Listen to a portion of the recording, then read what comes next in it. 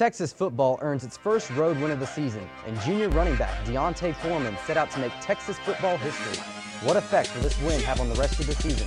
We'll break down the victory and bring you up to date with everything that happened on the 40 acres this past week. This is College Press Box.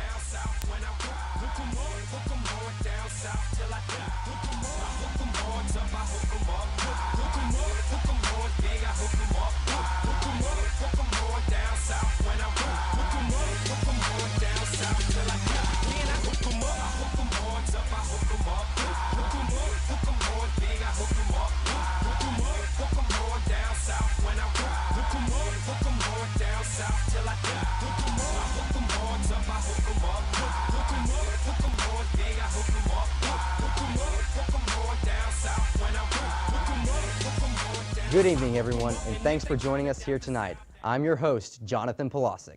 Texas football had not won on the road all season. This past Saturday, the Horns went out to Lubbock in search of that elusive road win. Texas, led by D'Onta Foreman and Shane Buechele, came out firing early and often, allowing Texas to pick up the win by a score of 45-37.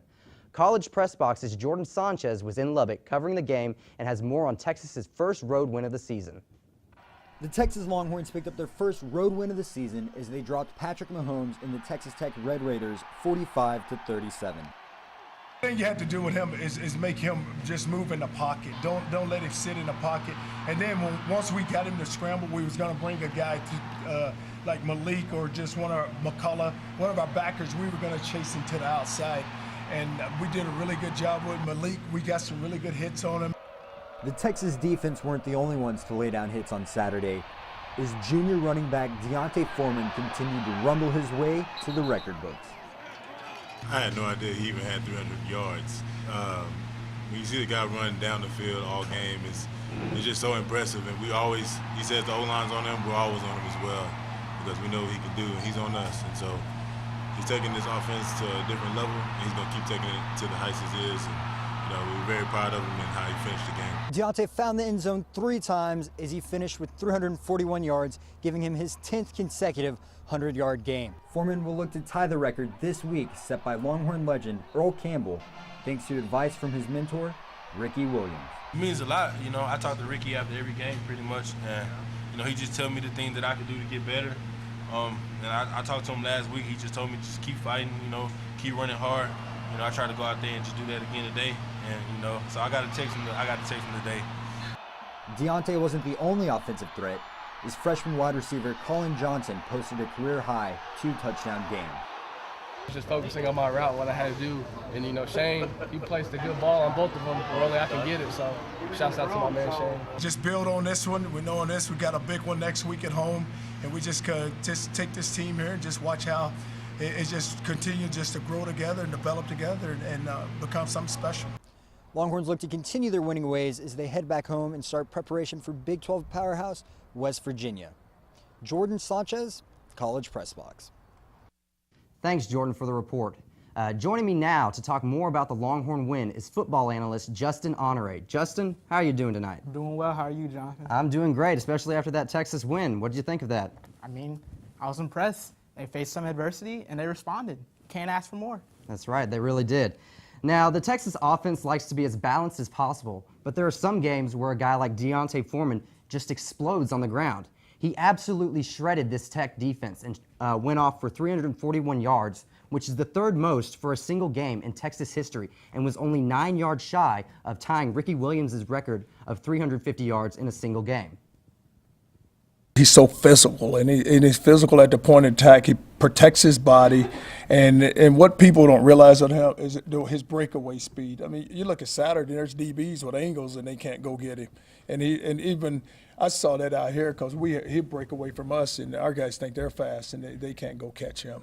And if he's not the fastest on the team, he's top 3. Now, Texas is 4-4. If D'Onta Foreman was on a team that has 2 losses or 1 loss, he's getting some Heisman love. So what does a guy like Foreman have to do on this 5-4 Texas team to get some Heisman love? Well, I'm going to say it's possible. First thing first, they have to win out, though. But I'm going to take y'all back to 2013. Remember, Jameis Winston win the Heisman. You know who else was there? Andre Williams. Another running back on a fringe bowl team. He rushed for 2,000 yards. Obviously, Deontay has to accumulate 600 more to get to that point, and also pass Donnell Pumphrey, who's also leading the league in rushing. So, I mean, it's achievable, but you got some work to do. Yeah, no, definitely. He has a lot of ground to make up if he wants to insert himself into the Heisman conversation. Now let's talk about the quarterback wide receiver combination that Texas has going on. Texas really hasn't had a quarterback wide receiver combination since 2009 when they had Colt McCoy and Jordan Shipley. This year, however, has been a different story. You got Shane Buechele, you got Devin Duvernay, and you got Colin Johnson. All three of these freshmen have broken out in a huge way this season. Just went up and made some, two unbelievable catches and got his foot down, and Shane laid it out there to him. And him and Shane are really close. They're the best of friends. Those two guys are always together. But we've been waiting on that game, and he's been in him, and it's just good to see it happen on the day that it happened for him to make the catches that he did. Now, Justin, what do you think it is that has allowed these three freshmen to have such a huge impact on this offense this year? I think you have to give credit to the coaching staff. They're putting the receivers in positions that they can succeed. You see, Duvernay, he's very talented, very, very good speed. So you run him on the wheel routes, the go routes, and he's very good at that. And then you have Colin, who's a big physical specimen, all 6'6" of them. And you saw it in the game against Tech, that share concept with the corner route, just letting him go up and make the play. I mean, I like to see more of that in the games to come. Maybe get him a little bit more involved in the offense because he's not out there a lot as of right now, but he's made some plays. So, he's going to get some more reps.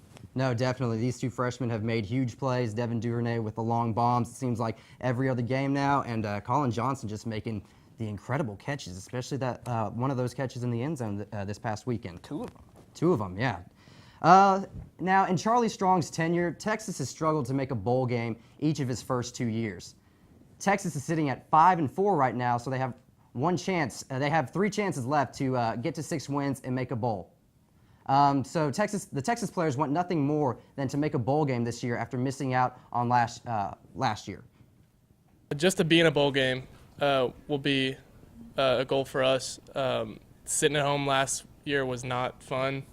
I mean, I love watching college football on TV, but when we're not in a bowl game, it's just an awful feeling. You have to sit at home for a whole month. Just thinking about what could have been during that season, what you did wrong, what you can improve on. I think that's been a big goal going into our season this year, was to build off of the mistakes we made last year and to help have a better team. Now, Justin, Texas sitting at 5-4, 3 games left, 2 of them at home. What are the chances that they make a bowl game, if they even make a bowl game? I'm not condoning gambling. I'm not saying. Bet the mortgage on a bowl game in the 40 acres. You got 3 games left, 2 of the 3 at home. Completely different team at home, undefeated right now. That's right. And they're your 2 toughest games. Your only road game is against Kansas, a team that you should absolutely beat. I mean, if they don't beat that team, I don't know about the bowl hopes. But 2 of the 3 games at home against TCU and West Virginia, both beatable teams. I mean, West Virginia, they're not unbeatable. Yes, they're good. But that's going to be their toughest challenge right there, and I think they can pull it out. I agree with you wholeheartedly. I think Texas has a great shot to win basically these next 3 games. I think they can go 3-0. Thank you, Justin, for your analysis. We always love having you out. Thanks for having me. It was a blast. It's anytime. Now, when we return, we take a look at all the other Longhorn action that happened on the 40 acres.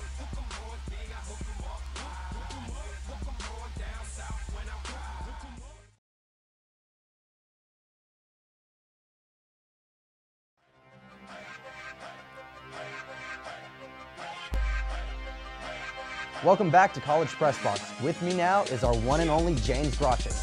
James, what are some of your thoughts on the Texas win over Texas Tech this past weekend? Well, it wasn't the most inspiring finish I've ever seen, but I love seeing Deontay Foreman with all those yards, a little bit of a nice waving celly at the end. It's kind of a sink or swim moment. That's right. For the squad, but speaking of that, it was a colossal clash featuring 2 of the finest swimming and diving teams in the nation here in Austin as the number 2 Horns hosted 3rd-ranked NC State, but the Olympic hangover seems to be continuing as they lost to the Wolfpack 173-126. However, Joseph Schooling was the exception. He placed first in both the 100 and 200-meter butterfly. The women, however, took the weekend win, 166 to 128, and they have a huge weekend. Huge matches against California and Stanford next week in California. Now from the swimming pool, we head over to the hardwood. After suffering its first Big 12 loss of the year against Kansas, Texas looked to bounce back against a tough TCU squad that looked to give Texas fits throughout the match. After dropping the first set, Texas stormed back to win the next three. Ebony Wanabu led the Horns in kills with 19. Texas improved to 10-1 in Big 12 play. Unstoppable. Texas softball played 2 games against UTSA, winning both with scores of 6-0 and 13-5. The Longhorns cranked out a total of 5 home runs over the 2 games, with Reagan Hathaway and Stephanie Wong leading the way. In their first game, pitcher Tiara Davis pitched a shutout, while the second game was a collective effort from the entire pitching staff. The Longhorns play on Thursday against Texas State right here at McCombs Field. Now let's take it to the golf course. The men's golf team participated in the East Lake Cup last Monday through Wednesday. Junior Scotty Scheffler won the entire tournament individually, while Texas as a team took home 3rd place over top-seeded Vanderbilt by a score of 4-1. This tournament concluded the men's fall season, and they will return to action February 2nd, 2017 with the Amur Aerie Collegiate in Hawaii. The big chef will be looking to grab another W next tournament.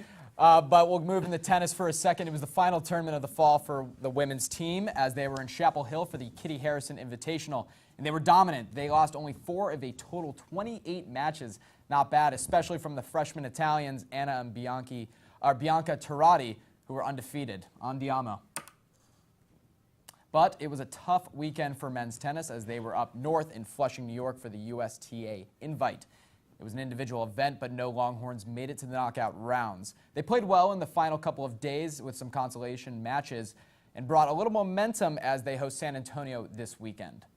Let's talk some round ball. The women's basketball team took on Tarleton State in an exhibition match yesterday and came out with a 50-point blowout win. Junior guards Ariel Atkins and Brooke McCarty led the way for the Horns, as Atkins led all scorers with 13 points and McCarty had 6 steals. Texas also dominated the paint by a 68-4 margin. Texas begins its regular season when they take on Stanford at Stanford on November 14th. And the team we've been waiting for, Texas basketball, had an exhibition game against Angelo State here at the Frank Irwin Center. It was a great chance to check out the rookies who all had nice showings. Big man Jared Allen, who got in a little bit of foul trouble, still managed a double-double. Jacob Allen led all players with 21 points, and high school All-American point guard Andrew Jones had 17. The preseason rank of 22 may be a bit of a stretch considering the youth, but the Horns cruised to a 95-55 win. Now, speaking of men's basketball, Texas lost their entire starting 5 last year, and there's the perception that the guy who made everything go last year, Isaiah Taylor, that losing him would negatively impact the Texas offense.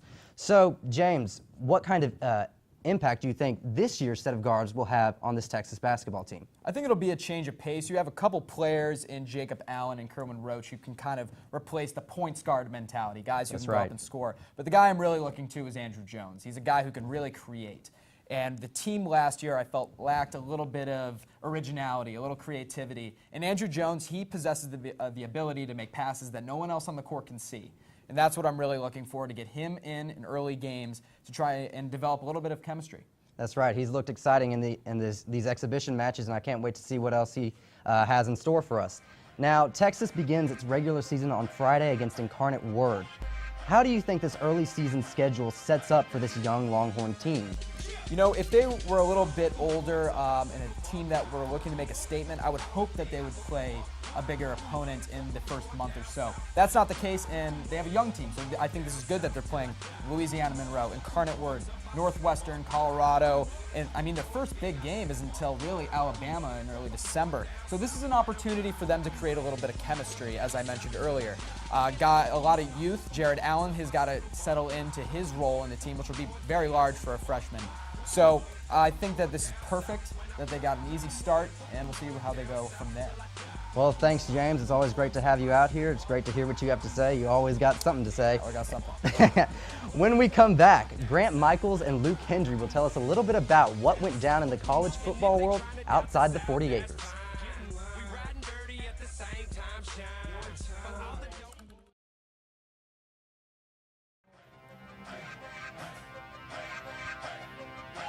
Welcome back to College Press Box. This is Unhooked. Luke Hendry alongside Grant Michaels. Grant, another college football weekend that did not disappoint. Rankings saw some movement, but still 4 undefeated teams sit at the top of the AP poll. Well, you said it, the top 4 remain the same, but we did see a couple of upsets this past weekend. Including one of those upsets, an SEC matchup that shocked Texas A&M fans around the nation. Mississippi State welcomed the 4th-ranked Aggies to Starkville. Opening play for the Bulldogs, Nick Fitzpatrick fakes the handoff, breaks through the secondary. That's a 74-yard score for the Bulldogs. Fitzpatrick finishes the game with 391. Mississippi State rolling early. Now to the second quarter, Fitzpatrick finds him. Fred Ross, 60 yards. He goes all the way into the end zone. Touchdown, Bulldogs. That takes them to 21-7. Closing out the half, Christian Kirk reverses the field on this punt return, follows some blockers. He goes all the way for 93 yards. Texas A&M would head into half down 14. To the fourth we go. Jake Hubenak in for Trevor Knight. Christian Kirk wide open. That's a touchdown. A&M kind of clawing their way back into this ball game, only down 7. Late in the fourth, nobody else than Nick Fitzpatrick finds his way in the end zone from the 4-yard line. They go up with a commanding lead, 35-21. Texas A&M scores late, but one last chance. Hubenak picked off by Mississippi State. They go on to win this one, 35-28 over the 4th-ranked Aggies. Well, you saw right here, A&M fell to Mississippi State, but that was not the only upset in the SEC this past weekend. The University of Florida paid a visit to Arkansas. Let's head to Reynolds Stadium for the highlights.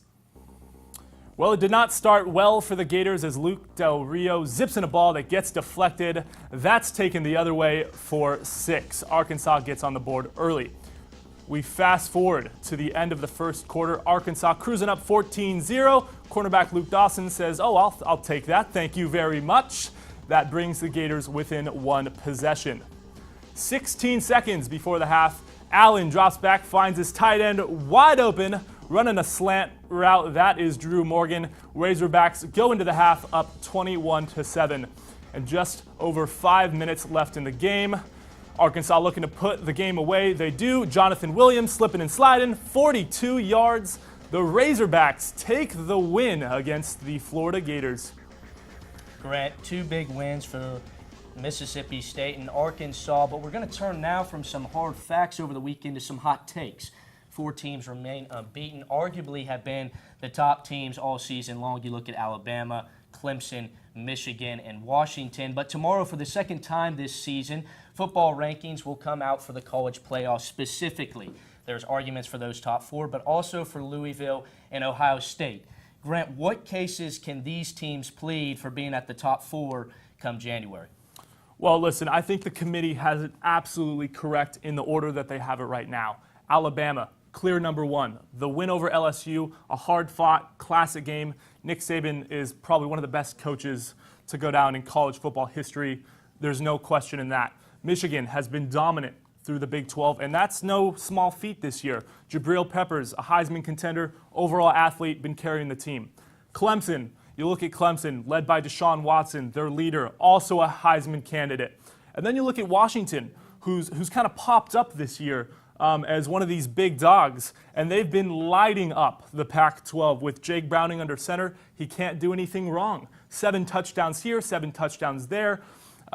But with that said, the Pac-12 has been down this year, so that might have an effect come January. You know, you mentioned that the Pac-12 not as strong as some of the other conferences in college football this season, and there's no doubt that the committee making the decision come January is going to focus on the strength of the schedules that was highlighted by putting Texas A&M there in the top 4 last week. So I think there's arguments to be said for Louisville and Ohio State. Washington goes undefeated, but there's a 1-loss Ohio State team out there. There's a 1-loss Louisville team out there. There's no writing them off this season just yet. Well, listen, I think Ohio State fans have a valid argument. A 1-loss Ohio State team, compares pretty nicely against an undefeated Washington team when you consider the Pac-12. This year, the Pac-12 is down in form. The likes of Stanford, UCLA, the University of Oregon. All of these teams are usually national powerhouse teams, top 25, top 10 teams. And this year they can't pull a winning record. So when the committee steps back and they look at this University of Washington team, they have to consider, okay, a win over Oregon isn't the same as a win over Oregon 2 years ago. So that is something that could possibly hurt Washington. And likewise, when you look at Ohio State and you look at the teams that they have to face week in, week out, a ranked Nebraska team, ranked Michigan is coming up, Michigan State, Wisconsin. So this is something that the committee is going to have to consider. And the same goes with Louisville and their very tough ACC schedule this year as well.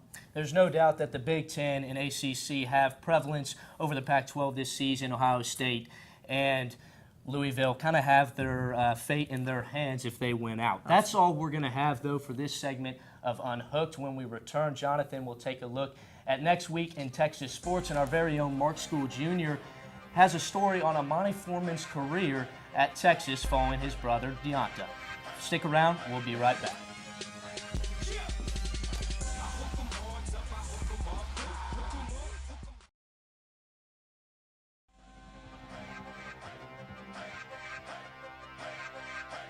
For the last time tonight, we welcome you back to College Press Box. Let's take a look at what's going on in Texas athletics for the upcoming week. Now, on Wednesday, volleyball takes on Baylor at 7 p.m. You can catch that on the Longhorn Network. On Thursday, softball takes on Texas State at 7 p.m. Friday, track and field participate in the NCAA South Central Regional Swimming and Diving at California at 2 p.m. and men's basketball plays Incarnate Word at 7 p.m. You can catch that on the Longhorn Network as well. On Saturday, football takes on West Virginia at 11 a.m. That'll be on FS1. And the swimming and diving team will take on Stanford at 12. And the women's volleyball team takes on Iowa State at 4 p.m. Now, before we go, we all know that Deonta Foreman has had a monster year. 341 rushing yards against Texas Tech this past weekend and 250 yards the week before against Baylor. But his twin brother Armani Foreman has also played a huge role in the Texas offense this year. He's had a great year. Our own Mark School Jr. has the story. Texas wide receiver Armani Foreman wants to thrive under pressure. I am the type of guy that wants to make the big play in those big-time games and those big moments. And Armani has made several big plays in big-time moments. He's currently leading the team with 414 receiving yards and 3 touchdown receptions. However, prior to the season, many critics believed he wouldn't put up these numbers, and some said he wouldn't even start. That motivated me, me not being talked about and things like that motivated me. I just worked my butt off, and, I came back and I just told myself, I have to play better. I have to do, a lot more if I want to, even be in a conversation or get playing time. His brother Deonta has certainly had success of his own, which keeps Armani on his toes and focused on improving every day.